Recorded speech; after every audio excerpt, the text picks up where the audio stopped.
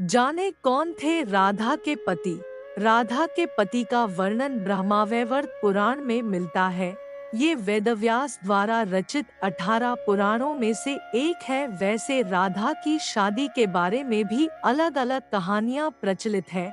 कुछ के अनुसार राधा की शादी अनय से हुई थी। अनय भी वृंदावन निवासी थे और राधा और अनय की शादी ब्रह्मा की एक परीक्षा के बाद हुई थी। एक कथा के अनुसार ब्रह्मा ने ये पता लगाने के लिए कि कृष्ण वाकई विष्णु अवतार है, उनके सारे दोस्तों को अगवा कर जंगल में छुपा दिया था। उस समय अनय भी जंगल में थे और गलती से वो भी अगवा हो गए थे। तब कृष्ण ने अपने सभी दोस्तों का रूप लिया अनय के साथ और फिर सभी बच्चों के घरों में रहने लगे। इसके बाद अनय रूपी कृष्ण की शादी राधा से हुई थी।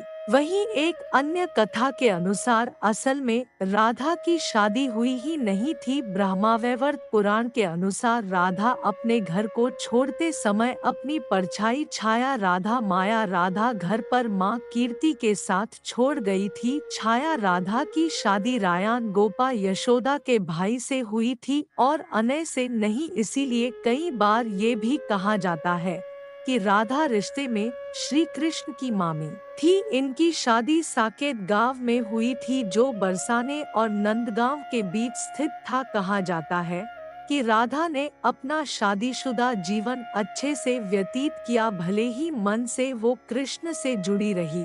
राधा का देह त्याग।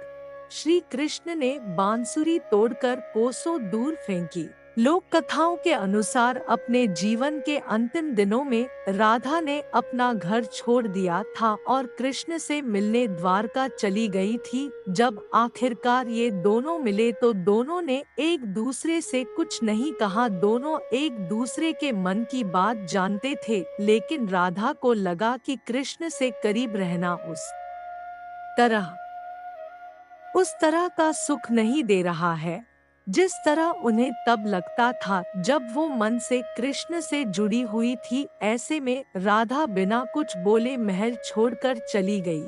अंतिम क्षणों में कृष्ण ने राधा की अंतिम इच्छा पूरी करते हुए सबसे मधुर बांसुरी की धुन बजाकर सुनाई। बांसुरी की धुन सुनते सुनते राधा ने अपने शरीर का त्याग दिया, लेकिन भगवान होते हुए भी राधा के प्राण त्यागते ही भगवान श्री कृष्ण बेहद दुखी हो गए और उन्होंने बांसुरी तोड़कर कोसों दूर फेंक दी। जिस जगह पर राधा ने कृष्ण जी का मरने तक इंतजार किया उसे आज राधा रानी मंदिर के नाम से जाना जाता है।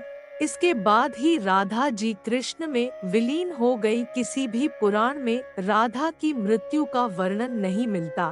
भगवान श्री कृष्ण का देह त्याग। महाभारत युद्ध समाप्त होने के बाद एक दिन वायु देवता को दूत बनाकर देवताओं ने भगवान श्री कृष्ण के पास भेजा। वायुदेव ने भगवान श्री कृष्ण से कहा कि देवताओं ने कहा है कि आपने पृथ्वी पर फैले पाप का अंत करने के लिए अवतार लिया था और अब आपका कार्य पूरा हो गया है।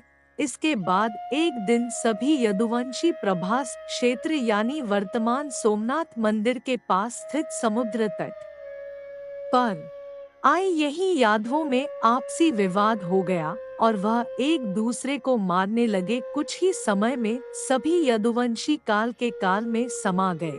इस स्थिति को देखकर बलराम जी सागर तट पर बैठ गए। भगवान श्री कृष्ण और उनके सारथी दारुक ने देखा कि बलराम जी के मुख से एक विशाल नाग बाहर निकल रहा है। समुद्र उस नाग की स्तुति कर रहा है। कुछ ही समय में वह नाग सागर में समा गया। इस तरह बलराम जो शेषनाग के अवतार थे शरीर त्याग कर क्षीर सागर में चले गए। सोमनाथ मंदिर से कुछ दूरी पर जहां बलराम जी ने देह त्याग किया था वहां बलराम जी का एक मंदिर बना हुआ है।